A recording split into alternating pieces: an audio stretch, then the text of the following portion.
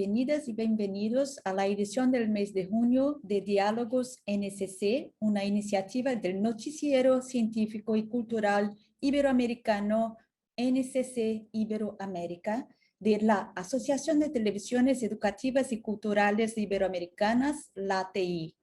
La intención de Diálogos NCC es hablar acerca de distintos temas en torno a la conmemoración de un Día Internacional. En este caso, hoy queremos conmemorar el Día Mundial del Medio Ambiente, fecha instaurada de manera oficial a celebrarse al 5 de junio. Mi nombre es Luisa Mazzarani, soy coordinadora para América Latina de SciDev.net, sitio de noticias con informaciones confiables sobre ciencia y tecnología para el desarrollo global. En esta ocasión recibí la invitación para moderar este diálogo virtual Acciones Colectivas contra el Cambio Climático. Muchas gracias por la invitación.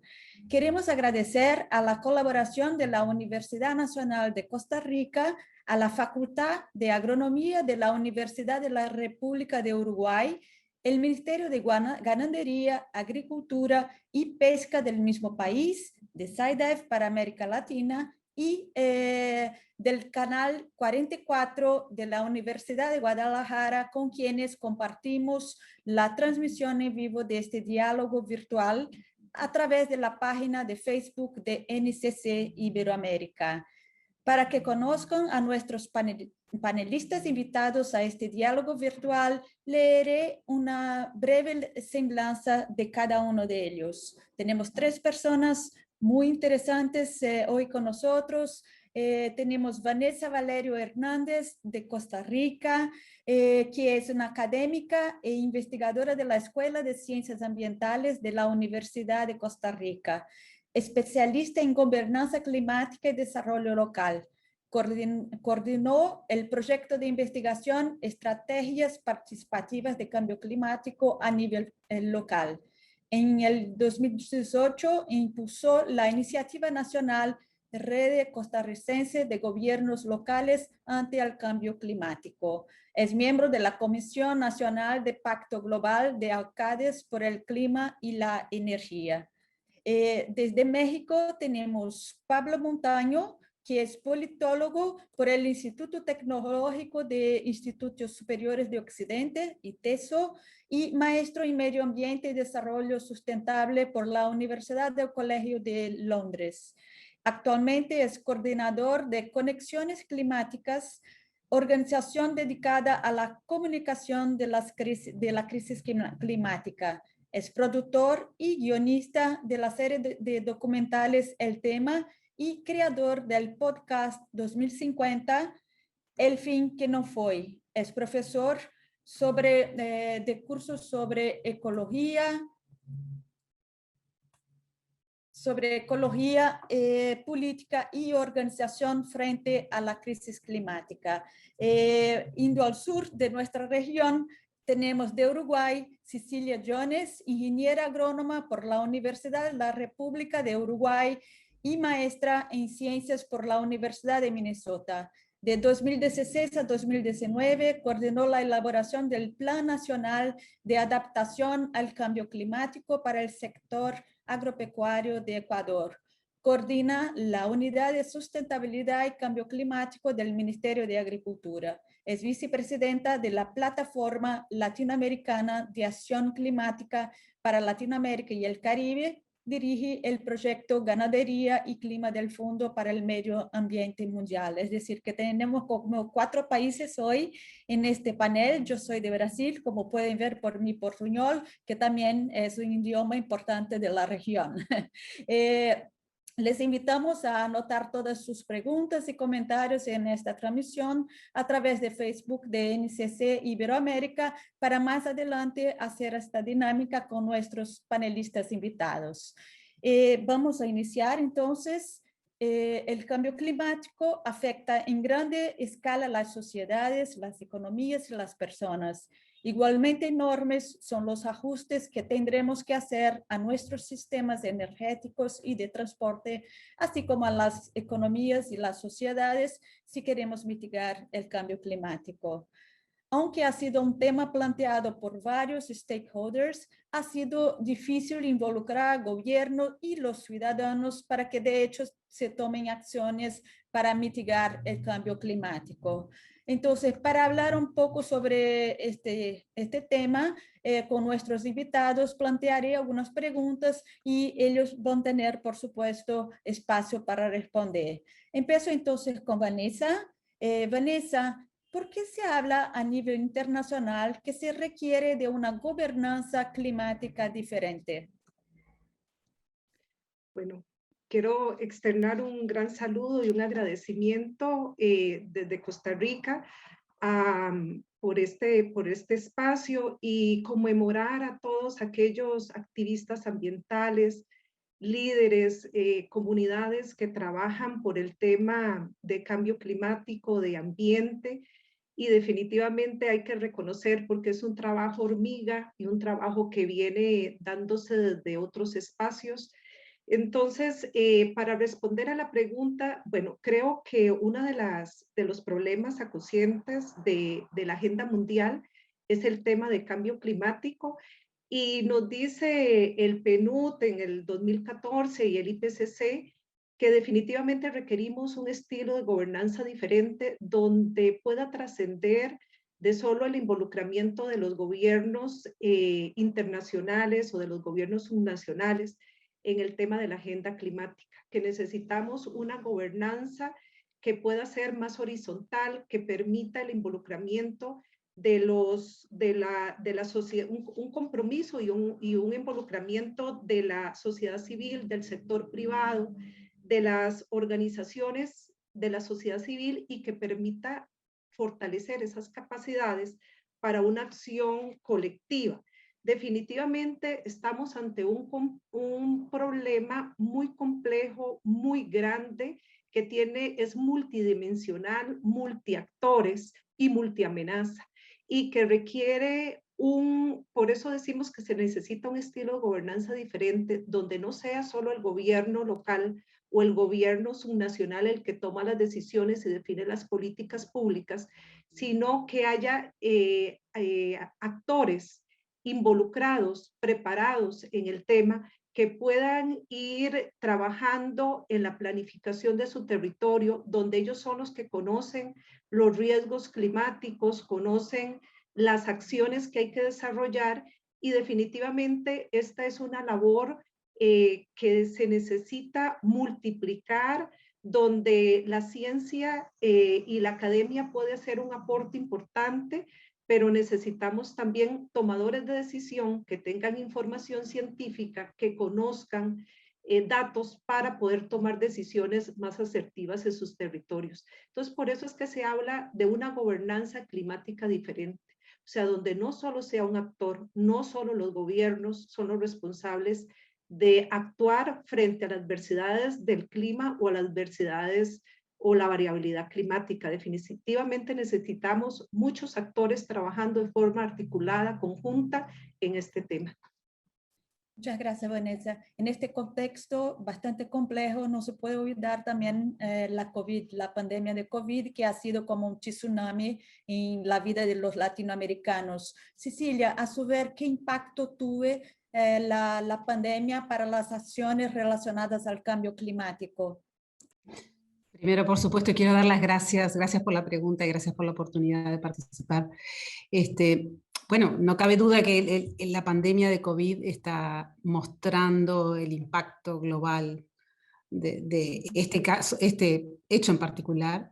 Ilustra también el impacto global que tiene el cambio climático. O sea, creo que en eso que decía Vanessa sobre la gobernanza diferente, también como que sale a la luz la importancia que tiene la acción colectiva entre los países, dentro de los países y entre los países. Me parece que eso es fundamental. Yo vengo del sector agropecuario, mi punto de vista es el de Uruguay, y una cosa que quiero decir primero es cómo los sistemas alimentarios nos siguen alimentando.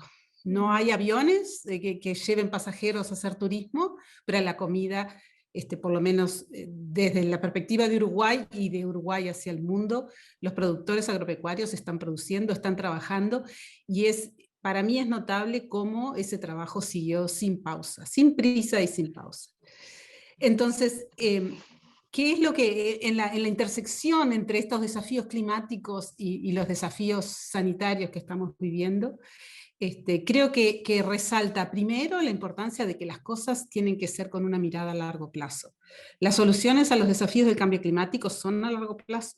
Las soluciones a los desafíos ambientales que enfrenta el mundo son a largo plazo. Y creo que la campaña COVID ilustra esa presión que hay sobre el ambiente y sobre los sistemas de alimentarios, en este caso, que es lo que estoy hablando yo.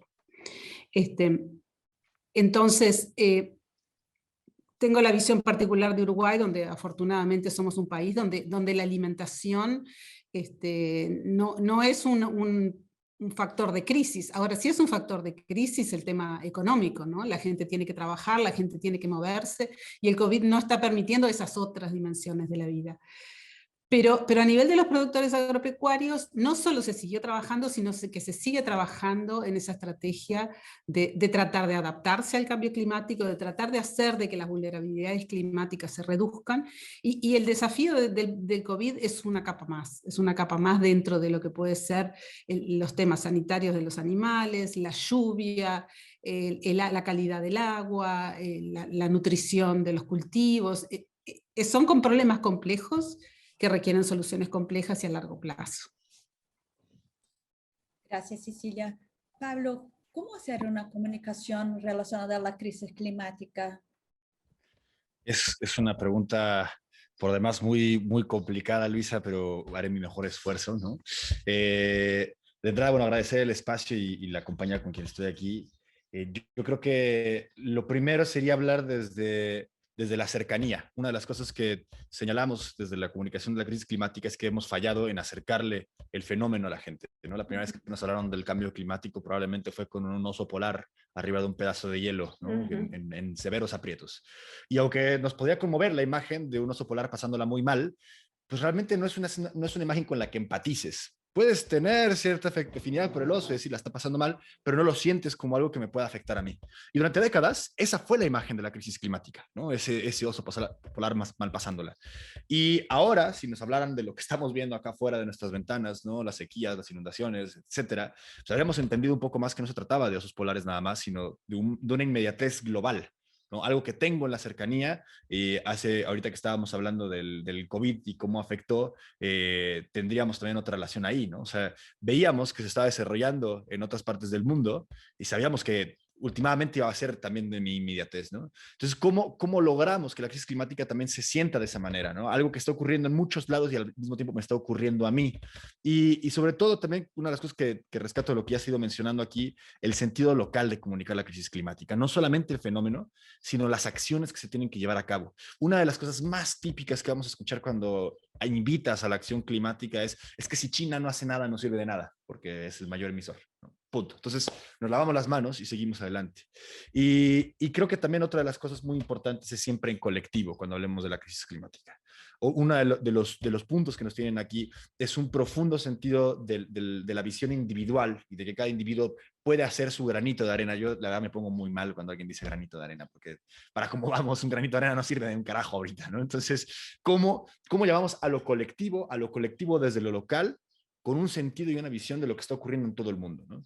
Esas serían como, digamos, la pirámide que tenemos que afrontar cuando estamos hablando de la crisis climática. Y me uno ahorita a las reflexiones que se hacían respecto al COVID que estaba haciendo Cecilia. Creo que una de las cosas que también nos mostró es que sí hay voluntad global para atender una crisis, ¿no? Que sí estamos dispuestos a pagar costos muy, muy grandes, económicos, con tal de salvar vidas humanas.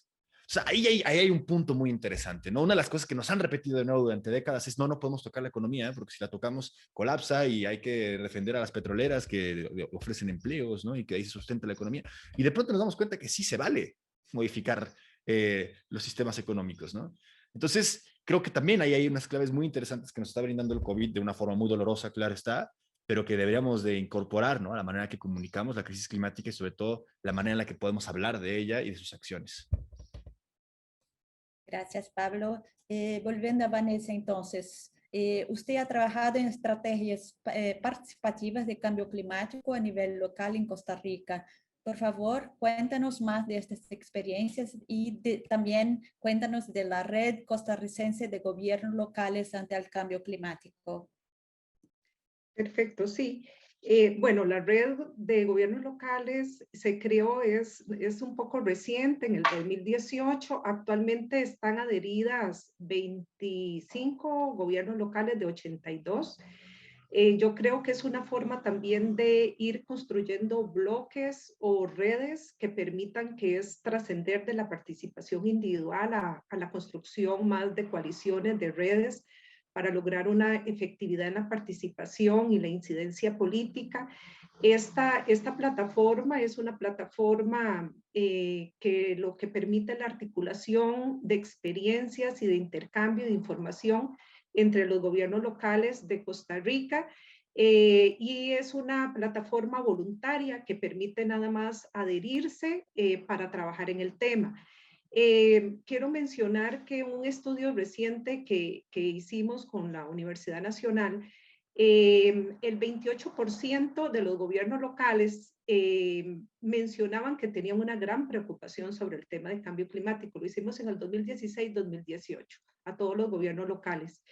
Y tenían preocupación principalmente, y creo que eso es un poco lo que mencionaba ahora Pablo, trascender de la preocupación a la acción. Preocupación por la escasez del agua, por la incremento de la temperatura, por inundaciones, por sequías, porque les preocupaba por el tema de los servicios, pero era más una preocupación que no se externaba o no se incorporaba de forma explícita en la agenda local.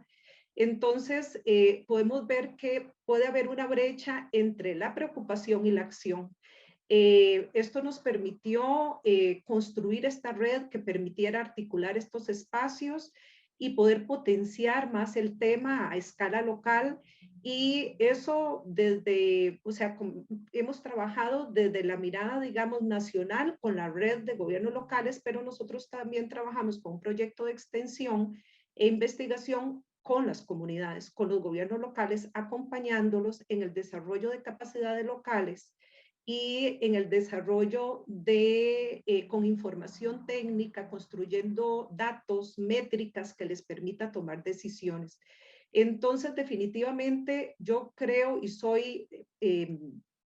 trabajo en eso y soy evangelizadora, por así decirlo, del tema. Hay que construir capacidades, hay que trabajar en la preparación de la gente. La gente requiere conocimiento, requiere prepararse. Es un tema muy técnico que tenemos que bajar de esa información científica, bajarla, exponerla en un lenguaje sencillo que permita la comprensión y que permita que esa información pueda ser, cuando es traducida, pueda ser entendida y movilizada por muchos actores sociales, cuando es entendida. Nosotros actualmente, bueno, en Costa Rica no existe una ley que establece, como en Colombia, no sé, creo que en México también, que obliga a los gobiernos locales a incorporar el tema de cambio climático. Nosotros es un tema voluntario, pero en Costa Rica existen políticas, programas nacionales que están impulsando el desarrollo del tema en los espacios locales, en los gobiernos locales. Entonces es un tema voluntario, solo que ahora los gobiernos locales lo ven como un tema muy importante, el tema de cambio climático, que es una sombrilla que abriga los diferentes temas que ellos han venido trabajando en gestión de riesgos, en temas de residuos, en temas de reforestación, en temas tradicionales, ¿verdad? Que no tenían esos nombres, pero que ahora lo consideran como un tema muy importante el trabajar, incorporarlo, el tema de cambio climático dentro de los procesos de planificación y en los instrumentos de planificación estratégica para que le permita desarrollar acciones concretas de acción climática.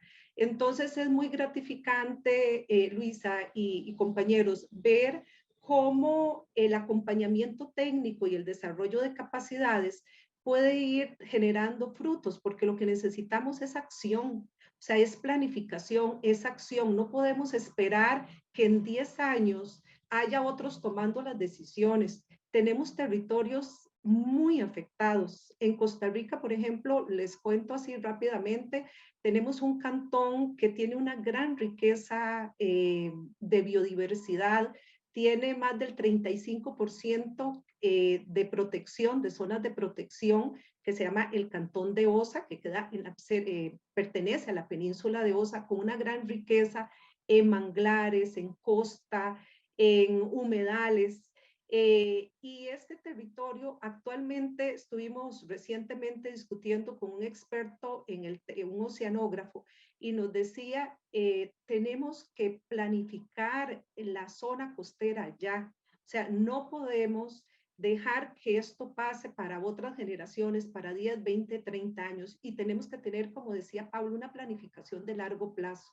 O sea, el incremento del mar se está viendo y se va a ver incrementado y afectado ya, y tenemos que ir pensando en movilizar esas comunidades que se van a ver afectadas por el incremento del nivel del mar y por las afectaciones que son naturales algunas y otras por riesgos climáticos, que necesitamos planificar esos territorios, esas áreas, y comenzar a tomar decisiones desde ahora. O sea, porque ya sabemos que el incremento del mar es un fenómeno que se está dando y va a afectar todavía más. En las proyecciones que él hacía para el 2100, nos mencionaba que el incremento del nivel del mar era 3.28 metros. O sea, eso se llevaba muchísimo, casi toda la parte de playa, con afectaciones en turismo, en economía local, en poblaciones. Entonces, eso para el 2100, pero si hacíamos proyecciones más pequeñitas, era 1,20 m, ya 1,20 m afectaba muchísimo la playa, la costa. Entonces, son temas que no podemos dejar que otra gente tome decisiones. Necesitamos involucrar a la gente, involucrar a técnicos, cerrar la brecha entre la ciencia y la política para que definitivamente comencemos a planificar y a tomar decisiones y accionar ya. O sea, ¿qué esperamos? Tenemos la información, tenemos proyecciones, tenemos estudios, ¿verdad?, que nos están demostrando información, y que requeremos una planificación y un accionar, no de las futuras generaciones, de nosotros. Tenemos el compromiso, ya que tenemos la información, de contribuir a la toma de decisiones y no dejar que otro lo hagan. Sí, muchas gracias. Muchas gracias, Vanessa. Bueno, vamos entonces al sur, a Uruguay. Cecilia, usted coordinó del 2016 a 2019 la elaboración del Plan Nacional de Adaptación al Cambio Climático para el sector agropecuario en Uruguay. ¿Cuáles son los desafíos que representa el cambio climático para el sector agropecuario? ¿Y cómo fue un poco esa experiencia de coordinación del Plan Nacional ahí en Uruguay? Sí, el Plan Nacional de Adaptación nosotros lo encaramos desde el punto de vista del Plan Nacional de Adaptación al cambio climático y a la variabilidad climática. Uruguay está en una zona muy particular donde hay se caracteriza por ser el clima muy variable. Tenemos lluvias todo el año, tenemos 4 estaciones bien marcadas con un invierno frío. Y lo que sucede es que la producción de alimentos es una producción a cielo abierto, es una producción que siempre está expuesta al clima. Y los productores planifican y realizan sus operaciones previendo que el clima se va a comportar de una manera. Durante el proceso de elaboración del Plan Nacional de Adaptación, nosotros hicimos un proceso participativo muy amplio, donde tratamos de evitar hablar entre nosotros, digamos, hablar entre los hacedores de políticas o entre los académicos, sino más bien involucrar a quienes son los que toman las decisiones en el día a día en la producción agropecuaria. De ahí surge primero eso que ya lo mencionamos, que el cambio climático no es una cosa del futuro, sino que es algo de hoy. El nivel del mar ya subió 20 centímetros, que uno diría, 20 centímetros, ¿qué son 20 centímetros? Oh, 20 centímetros tiene un impacto considerable si eso implica que hay un cierto número de días donde los barcos no pueden llegar a puerto, por decir un ejemplo. El clima ya cambió en cuanto a la intensidad de los eventos de lluvia, la frecuencia de las tormentas. Hay muchas cosas que de repente para una persona de ciudad Son sutilezas, pero a nivel de la producción de alimentos tienen un impacto muy fuerte. Entonces, bueno, ¿cómo fue el proceso? Bueno, empezar por cómo nos afecta el clima, qué es lo que estamos viviendo y qué es lo que la vivencia de los distintos sectores, pesca, producción ganadera, horticultura, fruticultura, agricultura, producción de arroz, o sea, esos fueron nuestros diálogos con productores para la elaboración del plan. Entonces, uno de los diagnósticos así que salen de la conversación es que en algunos casos nos faltan tecnologías, en algunos casos no tenemos soluciones a los problemas. Por decir un ejemplo concreto, los productores lecheros tienen problemas con el barro, o sea, esos tienen solucionado cuando falta agua, bueno, han hecho pozos, qué sé yo, pero cuando hay barro, baja la producción de leche, aumenta la incidencia de enfermedades por la mayor frecuencia y mayor intensidad de lluvias en ciertos periodos del año. Entonces, en algunos casos faltan soluciones. Entonces, ahí los institutos de investigación necesitan proveer soluciones para problemas específicos para los cuales no tenemos programas de mejoramiento, para variedades vegetales, cosas. En otros casos, lo que falta es financiamiento para inversiones. Entonces ahí el financiamiento climático tiene un rol muy grande para jugar, especialmente en países en desarrollo como los nuestros.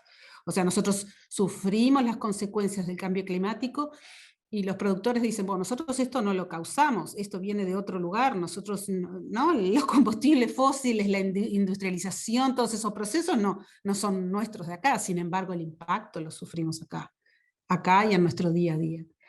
Entonces, faltan soluciones para algunas cosas, falta financiamiento, faltan capacidades, como mencionó Vanessa. En algunos casos son temas de capacidades. Hay tecnologías, hay conocimientos, y los procesos de cambio en los sistemas de producción requieren fortalecimiento de capacidades.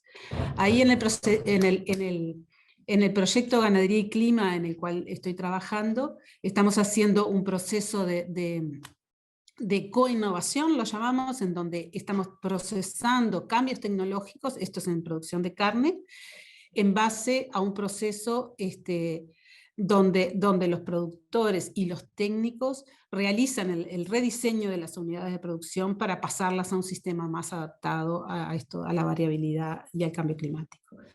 Entonces, ese sería otro factor clave, ¿no? Tecnologías, financiamiento, capacitación, y después el último, bueno, no sé si es el último, el otro que destacaría son las capacidades institucionales, porque nuestras instituciones necesitan tener mucha más fortaleza para medir y para reportar y para justamente hacer ese lobby, ese trabajo de hacer que las soluciones tecnológicas aparezcan, hacer que el financiamiento climático sea accesible, generar las capacitaciones y facilitar las capacitaciones, y es como que las cosas no son en un solo sentido, sino son para arriba, para abajo, norte, sur, este, oeste, para llegar a esas soluciones a largo plazo.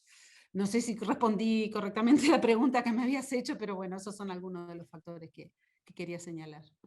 Muchas gracias, Cecilia. Pablo, desde México, ¿cómo evalúa las acciones colectivas contra el cambio climático? Es una pregunta muy amplia, pero al menos para que hables un poco de su punto de vista, ¿cómo ves? Claro, creo que hay dos partes. La primera, o sea, las acciones climáticas colectivas como tal, pues yo diría en buena medida insuficientes, ¿no? Dado que está avanzando esta crisis, seguimos muy retrasados en la comprensión de lo que significa la crisis climática, cómo se atiende, cómo lo podemos trabajar desde lo local, desde las organizaciones de base, ¿no? Y al mismo tiempo tenemos particularmente en México ahora, un gobierno que está dedicado y empeñado a redefinir lo que es la crisis climática, ¿no? Que ha llegado al arrojo de ir a una cumbre climática como fue la de Biden hace unos meses, a presumir la construcción de una refinería, ¿no? Como una acción climática. Entonces, eso te habla de que hay un vacío de información que nadie está llenando, que nadie está apropiando, que nadie está diciendo, hey, la acción por el clima es esta. Y por el contrario, todo lo que no sea esto, y peor aún, todo lo que vaya en contra de esto, como puede ser construir una refinería en pleno siglo XXI, no es acción por el clima, no puede serlo. Entonces, creo que hay un vacío muy importante. Y decía que era compleja, o que hay dos partes, porque también creo que es invisibilizada la mejor parte de la acción colectiva frente al cambio climático. Y esa parte que es invisibilizada es el de las comunidades indígenas y comunidades de base y comunidades rurales, como las que mencionaba hace un momento Cecilia. Tenemos una gran deuda en entender que si quien está haciendo acciones colectivas contra el cambio climático son las comunidades indígenas que están en la defensa del territorio. Es lo más efectivo que tenemos. Son más aguerridos y aguerridas que cualquier activista climático europeo que podamos señalar, ¿no? Y ver en la televisión haciendo discursos airosos. O sea, tenemos ejemplos por toda Latinoamérica de personas, de hombres y mujeres que entienden la gravedad de lo que se está desencadenando, y el tamaño de las acciones que se tienen que implementar para frenar esta avanzada de esta crisis, ¿no? Entonces, creo que si volteamos a nuestro territorio y entendemos y reconocemos a nuestras defensoras y defensoras del territorio como tal, como activistas climáticos, como la primera línea de defensa frente a la crisis climática, entonces no estamos tan perdidos. Entonces sí tenemos excelentes ejemplos de la acción, tenemos excelentes historias y narrativas muy potentes de cómo puede construirse otro mundo, cómo podemos tener otra cosa que no es este modelo destructivo que estamos imperando y que estamos tratando de sostener a costa de todo y todos, ¿no? Entonces, yo señalaría esa dualidad. Por un lado, la insuficiencia desde las organizaciones de sociedad civil, desde la parte urbana de las ciudades, por ponerlo así, y por otro lado, unos ejemplos magníficos sufriendo un asedio y unos ataques permanentes, ¿no? Arriesgando la vida. En México tenemos una situación terrible donde cada mes, cada semana estamos escuchando de una nueva defensora o defensor desaparecido, encontrado muerto. Y la parte más grave en ese sentido, Luisa, es que nos enteramos de sus nombres y de sus defensas una vez que han muerto. No sabemos que ese santuario de las mariposas monarca sigue ahí gracias a que hay gente que lo está defendiendo. No sabemos que tal río sigue fluyendo gracias a que alguien se opuso a una minera. No conocemos esas historias y de repente nos truena, ¿no? Cuando vemos el encabezado, cuando vemos la fotografía, ¿no? Y nos cuentan su semblanza, pero ya está muerto, ¿no? Ya lo mataron. Entonces, ¿cómo remediamos? ¿Cómo empezamos a poner donde corresponden a estas personas que están defendiendo el territorio? ¿Cómo los apoyamos? ¿Cómo difundimos su labor? ¿Cómo les protegemos, ¿no? ¿Cómo demandamos a nuestro gobierno que pare ese asedio, ¿no? Yo creo que ahí está como una conversación muy interesante respecto a las acciones colectivas que se están dando frente al cambio climático, que hay lugares para muchísima esperanza y muchísima inspiración. Muy interesante la presentación de los tres, muy, muy interesante. Gracias. Entonces, una pregunta en verdad, para los tres, para cada uno de ustedes. Pensando en la región, ¿cómo podemos estimular más acciones colectivas contra el cambio climático? Vanessa, empezamos contigo.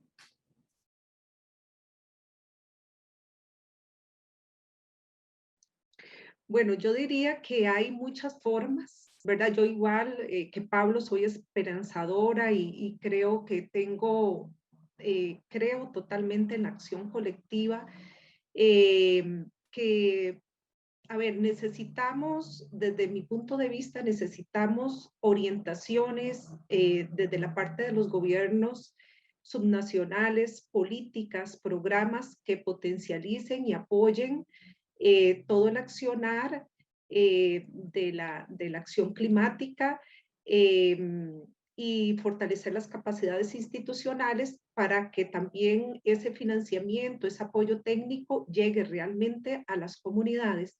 Pero creo que uno de los grandes desafíos que nos plantea el tema es que necesitamos una integración que ahora se le llama integración vertical y horizontal de las políticas, ¿verdad? Donde podamos esos compromisos internacionales que los países están ratificando y están comprometidos, ser muy consistentes con las políticas nacionales y esas políticas nacionales disminuir las brechas para que esas políticas realmente calen en los espacios locales.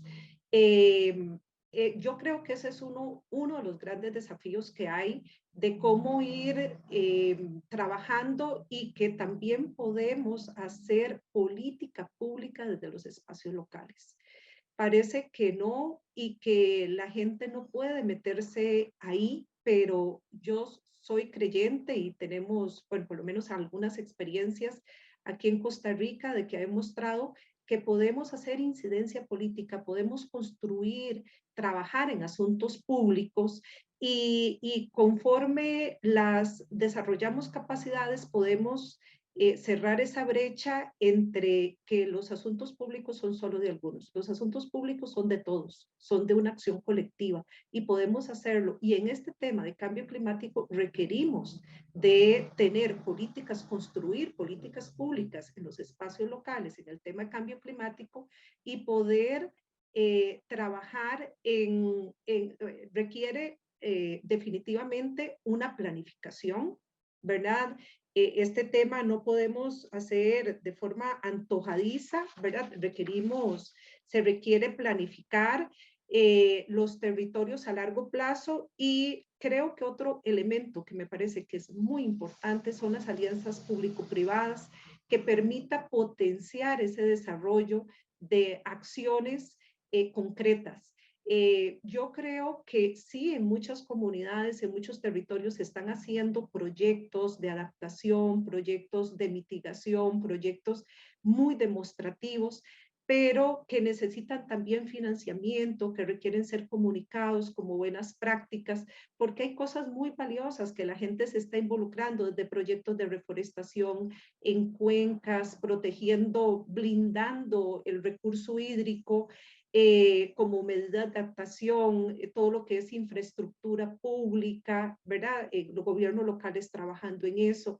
Hay muchas acciones que se pueden demostrar y que son trabajadas con gente, con institucionalidad pública, con sector privado, pero eso hay que potenciarlo, hay que ayudarles, hay que crear financiamiento, que ese financiamiento que viene a nivel internacional pueda llegar realmente a escala local para desarrollar proyectos que permitan ir creando resiliencia en esos territorios y para que esos territorios también puedan adaptarse al cambio climático, porque yo creo que ahora definitivamente el tema que nos convoca más no es solo la mitigación. Ya la mitigación podemos continuar trabajando en el tema de mitigación, pero por ejemplo, Costa Rica tiene un porcentaje muy pequeño de emisiones. Nosotros aportamos al mundo 0.04%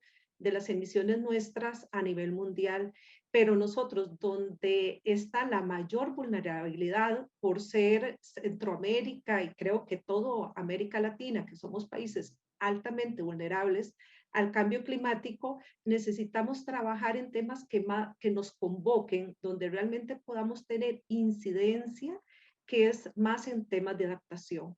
Necesitamos comenzar a hacer ajustes a los sistemas naturales, a los sistemas sociales, que nos permita atender la vulnerabilidad de esos territorios y dejar de construir el riesgo, porque el riesgo lo construimos en los territorios, planificando mal, tomando malas decisiones, no tomando decisiones o políticas públicas que te permitan ordenar los territorios. Entonces yo creo que definitivamente podemos hacer muchas cosas y se están haciendo muchas cosas. Como decía Pablo, necesitamos reconocer todos esos movimientos que vienen trabajando en el tema de cambio climático y que son labores voluntarias, que son gente, comunidades indígenas, comunidades rurales, que tienen un gran compromiso y una gran mística con este tema. Entonces, y también otra labor es apoyarlos financieramente para poder desarrollar esas iniciativas. Sí, creo que eso es algunas formas de potenciar este tema. Gracias, Vanessa. Cecilia, entonces, repitiendo la pregunta, pensando en la región, ¿cómo podemos estimular más acciones colectivas contra el cambio climático? Me gustaría repetir algo que dije hoy más temprano, ¿no? Esto es un tema global que nos involucra a todos. Y por lo tanto, yo hoy estoy parada desde el Ministerio de Ganadería, Agricultura y Pesca de Uruguay, y quiero resaltar la importancia a nivel transversal institucional. En Uruguay tenemos un Sistema Nacional de Respuesta a Cambio Climático que tiene la virtud de que sienta en la misma mesa al Ministerio de Energía, donde se habla de reconversión energética, a la gente de residuos, que se habla de cambiar la forma de procesar los residuos, a la gente de ambiente, la gente de ganadería, y los compromisos nacionales para la mitigación del cambio climático surgen de este diálogo interinstitucional. Entonces, creo que desde las políticas públicas me parece que ese enfoque transversal es una de las maneras de poder conducir hacia la acción climática. Es eso una cosa que quería resaltar. Otra cosa es a nivel de las organizaciones, en el caso mío, de lo que conozco son de organizaciones rurales, y la importancia que tienen a nivel local las organizaciones rurales. En el diagnóstico que nosotros hicimos en el Plan Nacional de Adaptación siempre surge que los espacios colectivos, en este caso de productores rurales, permiten facilitar el acceso a capacitación, facilitar el acceso a conocimientos, a tecnologías, a financiamiento. Por lo tanto, ese es otro espacio que me parece que es clave para la acción climática, especialmente a nivel local. Y a nivel más regional, bueno, yo estoy participando en la Plataforma Latinoamericana de Acción Climática, que es para la agricultura, donde en este momento son 11 países de América Latina y el Caribe que son miembros, donde lo que estamos tratando justamente es de promover acciones regionales a nivel climático en la agricultura. La agricultura concebida como todo, ¿no? ¿Y por qué eso? Porque en la búsqueda de soluciones me parece que los ambientes regionales de cooperación entre países tienen algo para decir, algo que en los foros, por ejemplo, de la Convención de Cambio Climático, donde se sientan todos los países a negociar estos temas, las posiciones regionales de nuestra América Latina a veces no son las voces más fuertes dentro de la Convención. Entonces me parece que ahí hay un rol importante. Entre nosotros, dentro de la región, ser capaces de representar nuestros problemas con una voz que se escuche. Y ahí quiero referirme también a estos ambientes internacionales, digamos, estos ambientes globales, donde se dan un montón de negociaciones que a veces distraen de la acción climática. Entonces, por ejemplo, en la última convención de cambio climático, el tema era la acción, ¿no? Se hacía un llamado a la acción climática. Pero las discusiones tienen adentro muchos intereses locales, ¿no? Intereses locales que pueden ser de todos los países, ¿no? Hoy se mencionaba la China, bueno, Estados Unidos, Rusia, Europa, los grandes causantes, entre comillas, del cambio climático, tienen sus propias agendas, y nosotros tenemos que ser capaces de hacer que la conversación salga. Bueno, yo perdí a Cecilia, no sé si Sí, ustedes también. Quizás entonces, Pablo, pasamos para ti y después cuando vuelva Cecilia. Sí, pero siento que estaba a punto de soltarnos la gran verdad. Estaba llegando a ese punto, pero con gusto retomo y trataré de hacer un buen hilo de lo que estaba diciendo Cecilia hace un momento. Cambia a ti ahora la gran verdad. Sí, se sube aquí la presión. ¿Cómo podemos estimular más acciones colectivas contra el cambio climático? Yo creo que una de las ideas, pensando desde la comunicación, que tenemos que transmitir es que todo toca al cambio climático. Todo lo va a tocar la crisis climática, nada lo va a dejar sin voltear, nada lo va a dejar sin alterar. Es muy tentador desde las personas que estamos apasionadas o traumatizadas, ya no sé cuál es, con la crisis climática, que queramos hablar desde los datos más duros y más complejos que tenemos, porque es un problema tan complejo que cuando lo entiendes lo quieres compartir, ¿no? Y quieres decir la gran complejidad que acabas de entender, ¿no? Y siento que nos falta volver a esa simpleza donde decirles, ¿qué te interesa? ¿Te interesan los derechos humanos? ¿Te interesan los derechos de las mujeres, de niñas y niños? ¿Te interesa el campo, ¿no? Como hablaba hace un momento Cecilia? Todo se va a haber tocado por la crisis climática. Todo se está viendo tocado por la crisis. Nada va a escapar al clima. Y eso de alguna manera tiene que poner al centro de la conversación. No es la crisis climática y la acción frente al cambio climático, algo que puedo voltear de repente, ahora vamos a hacer algo por el cambio climático, ¿no?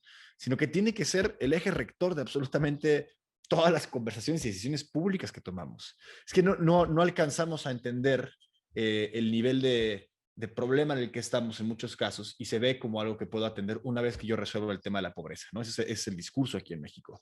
No, ¿por qué nos dedicamos a extraer petróleo? Bueno, porque lo primero es obtener recursos para sacar al país de la pobreza.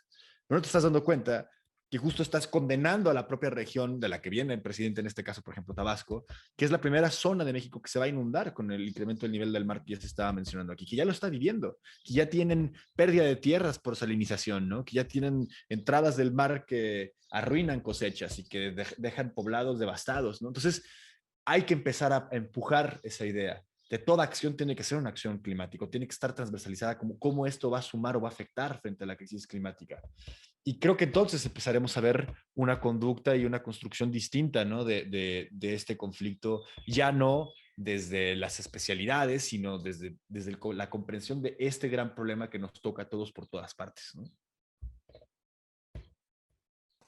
Gracias, Pablo. Veo que Cecilia regresó. Qué bueno. Cecilia está en la zona rural y por lo tanto con la conexión, bueno, yo en Río de Janeiro también tengo la conexión bastante complicada, pero Cecilia, pensamos que usted estaba justamente en el momento de decir la gran verdad.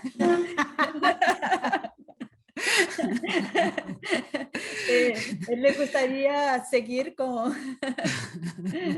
Sí, se fue, en el correr de la mañana se fue desarrollando una tormenta por aquí donde yo estoy y justo hubo un corte de luz de 1 segundo, pero lo suficiente como para quedar aislada por unos segundos.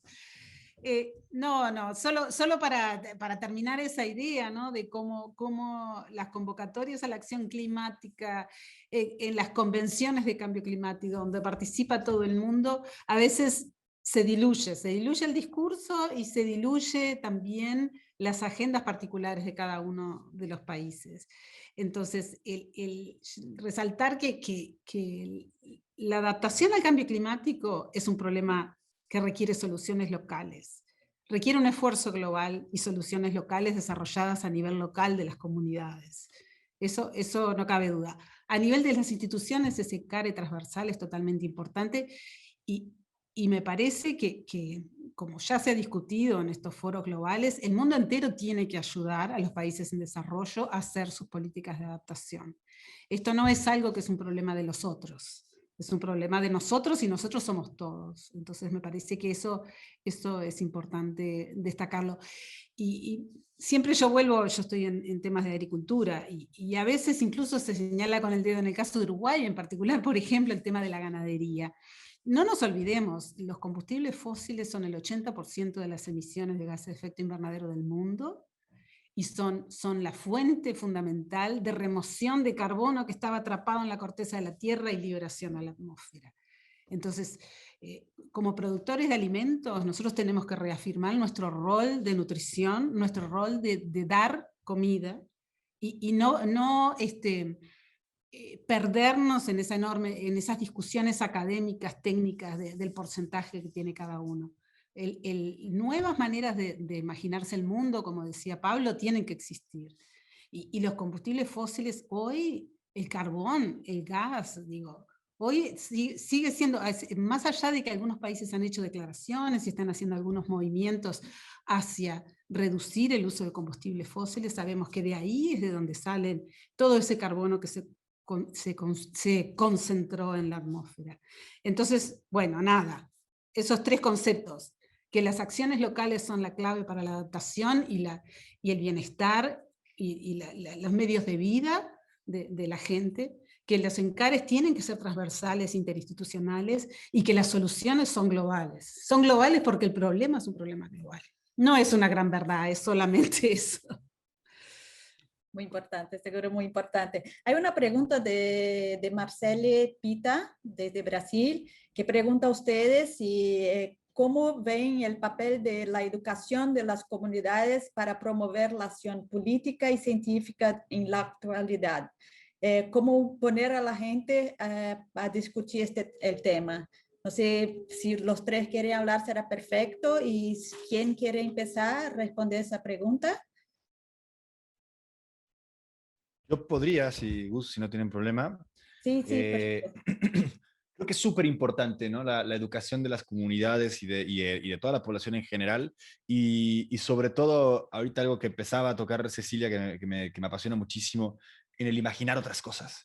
O sea, ¿cómo nos imaginamos un mundo que no está sustentado en los combustibles fósiles? Y celebro muchísimo que lo haya sacado, porque luego también nos encanta hablar de todas las distintas aristas de afectación de la crisis climática cuando tenemos un gran problema que son los combustibles fósiles, ¿no? Están todos los demás, pero este es en particular es el que nos está llevando al precipicio.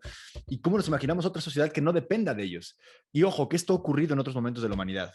Hubo un momento donde la humanidad, toda su economía, la producción de sus alimentos, dependían de una sola fuerza con la que, o sea, con la que tuvieron que mirar y que tuvieron que dejar de explotar, que eran la mano esclava, la gente que estaba siendo esclavizada. Y en 30 años rompieron todo un discurso que sustentaba la esclavitud como algo imprescindible para la sociedad humana y empezamos a ver el movimiento abolicionista surgir. ¿Cómo podemos volver a hacer un movimiento ahora que nos permite imaginar otra cosa lejos de los combustibles fósiles? Yo creo que es una invitación importantísima, que cuando hablemos de ese futuro no solo hablemos del nivel del mar y de las inundaciones y los cataclismos y los huracanes, sino de un mundo donde también al que sí podemos llegar, un mundo donde podemos tener una relación distinta con nuestro entorno, con nuestro ecosistema, donde podemos hacer que los bosques regresen, inunden las ciudades, donde podemos tener formas agradables de transporte masivo, donde podemos tener formas de trabajo que no explotan a las personas ni al territorio. O sea, también enamorar a la gente de esa otra visión es muy importante.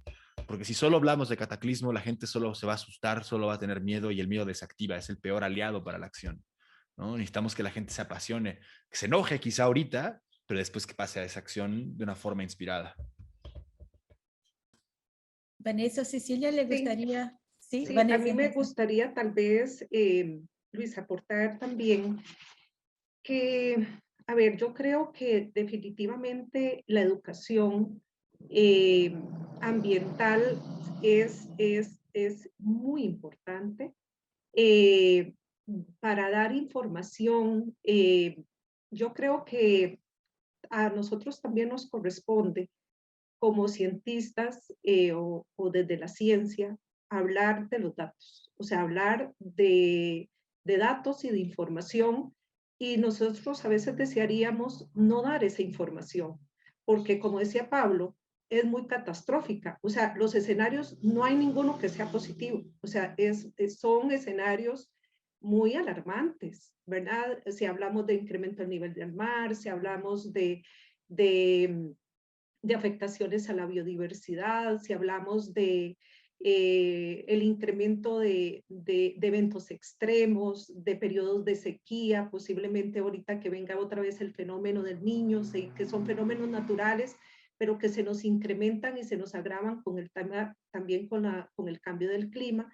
Pero bueno, nos corresponde hacer eso y nos corresponde hablar en un lenguaje, de un lenguaje técnico a un lenguaje un poco más sencillo, comprensible para las comunidades, que es posible, ¿verdad? Porque parte de la educación ambiental es poder brindar conocimiento que sensibilice, pero después que pase por las etapas del cambio de actitudes, ¿verdad? Porque nada hacemos dando información que la gente lo sensibilice por un tiempo y que dice, ay, que sí, qué terrible, tenemos que trabajar en este tema, pero no es consistente, no hay un desarrollo de actitudes. Entonces son procesos un poco más de largo plazo que son constantes.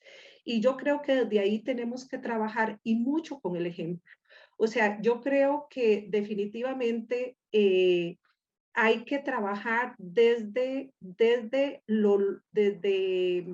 experiencias concretas que le permita a uno involucrarse con las entidades, con las organizaciones, con los grupos, entender esas dinámicas que existen, esas características de los territorios, que no podemos aplicar una metodología específica y estandarizada para un territorio para otro. O sea, tenemos que entender que son temas muy complejos y temas que no hemos, el tema, yo digo así, que el tema del cambio climático lo que viene es a incrementar todavía problemas estructurales que no han sido resueltos, problemas socioambientales, problemas socioeconómicos que no han sido resueltos, solo que ahora se hablan más y todavía se incrementan más porque no hemos podido resolverlos. Entonces yo creo que la educación, podemos trabajar en la educación, pero también con una visión de dar la información, de preparar a las comunidades y de también de que esas comunidades tengan criterios y datos, o sea, que podamos trabajar desde la percepción de ellos, desde el conocimiento popular, pero también con información científica, que podemos triangular esa información para poderlo llevar a ir a la gente preparándola y que puedan trabajar desde los procesos de planificación en los territorios, desde la construcción de políticas, en proyectos de cambio climático, y eso se puede hacer. O sea, pero yo creo que hay que trabajar en experiencias concretas para ejemplificar y para poder reproducir y multiplicar acciones. Porque si uno es un científico que trabaja desde la ciencia, aislado en los laboratorios, ¿verdad? Y no hay una ciencia aplicada, es muy poco lo que se puede decir. O sea, estoy hablando de teoría, no estoy hablando de lo que pasa en ese mundo, en ese contexto, en esas dinámicas. Entonces creo que sí es muy importante cerrar esas brechas y poder hacer investigación más aplicada, trabajar con la gente, conocer los territorios. Por lo menos es lo que creo firmemente, lo que ha, por lo menos desde mi experiencia de más de 15 años de estar trabajando en este tema, es lo que nos ha llevado a tener también cierta credibilidad en el tema, porque hay que trabajar en el tema para conocerlo a profundidad y conocer también la visión de diferentes sectores, de diferentes actores, cómo visualizan y cómo pueden contribuir también a la solución de estas iniciativas o de trabajar en acciones para atender el cambio climático y las adversidades de él. Bueno, muchas gracias. Me encantó, la verdad es que me encantó estar aquí con ustedes tres. Muy interesantes todas las presentaciones y los comentarios y el diálogo que mantuvimos aquí. Lamentablemente el tiempo terminó, lo que, bueno, se quedan muchas dudas y muchas ganas de seguir hablando, ¿no? O platicando, como dicen los mexicanos. Bueno, muchas gracias a todas y a todos por conectarse y asistir a esta edición del mes de junio de Diálogos NCC con motivo del Día Mundial de Medio Ambiente, en donde hablamos acerca de acciones colectivas contra el cambio climático.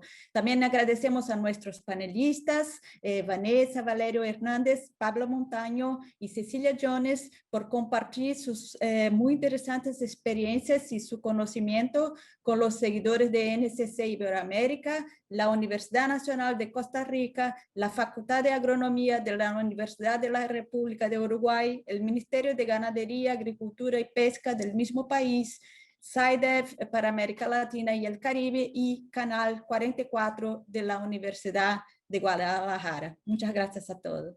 Hasta pronto.